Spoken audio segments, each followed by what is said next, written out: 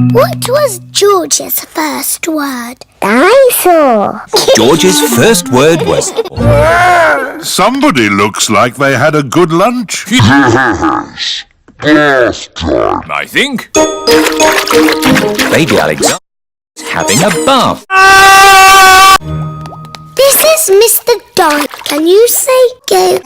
He can't talk, Peppa. But he will talk one day. Then you'll know what he wants. Go, go. I think he wants to go for a walk. He can't walk yet, but he can go out in his Buggy? That's a clever little buggy. Yes, 5 gears, mudguards, and ABS as standard. Blah, blah, blah. That's how daddies talk. Alexander likes it when you talk, Peppa.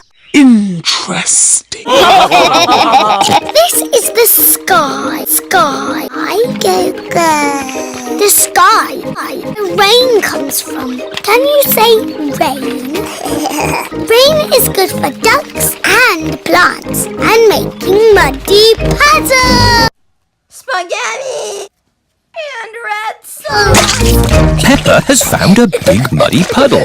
Look, Alexander. I'm jumping up and down in a puddle.